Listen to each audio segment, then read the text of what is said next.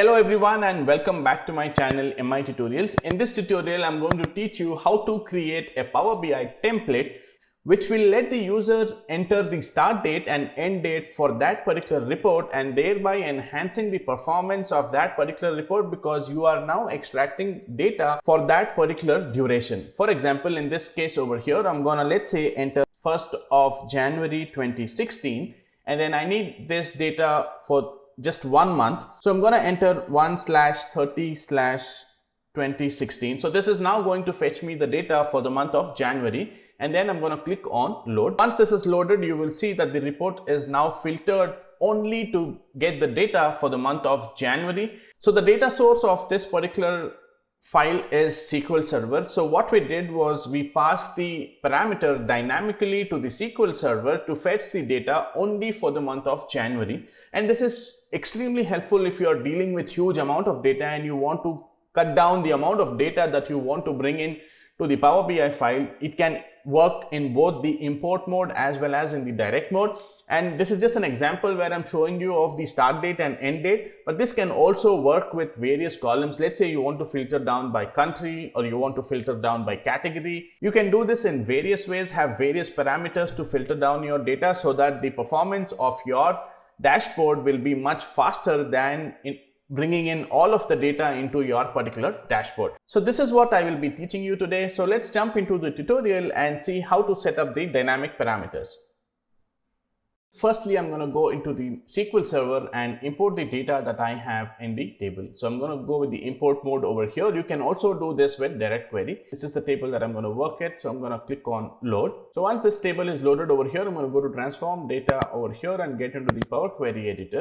And over here, I'm going to right click order date and select add as new query. So once this is over here, I'm going to right click again, click on sort ascending and then right click again and select keep top items, enter 1 as a value over here and then click on OK. So we will get our start date which is there in that particular sales table.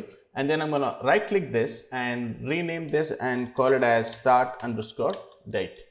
This is our start date. So let's go back to our sales table, right click the order date. Let's repeat the same process, add as query. This time I'm going to do sort descending and then right click, keep top items, select enter 1 here and click on OK. So this is going to be our end date, end underscore date.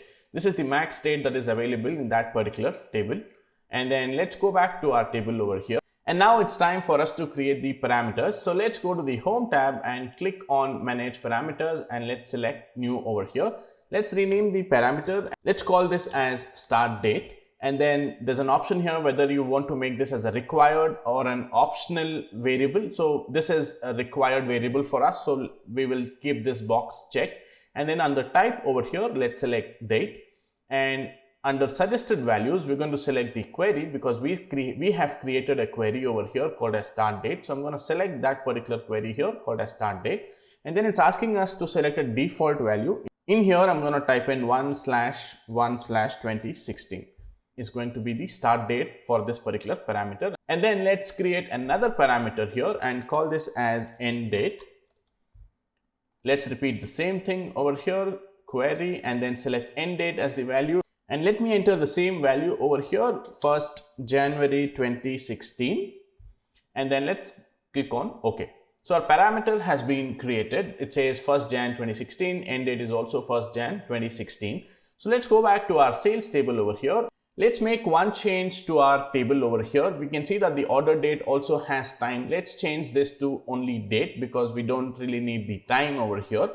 So once we've done that, let's go back to the drop down, go to date filters and choose between over here. So once you select between, there's an option over here to select this particular drop down. You can see date, parameter, and then you can also create a new parameter. Let's go to parameter over here and select start date.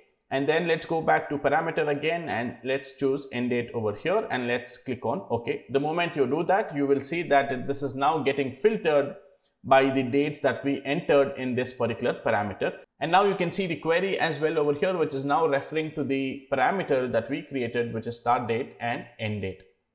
All right. And now let's go to close and apply. So once this is applied. Let's go to the report and let's add a table over here. Let's say country and units sold. Let's change this to a table.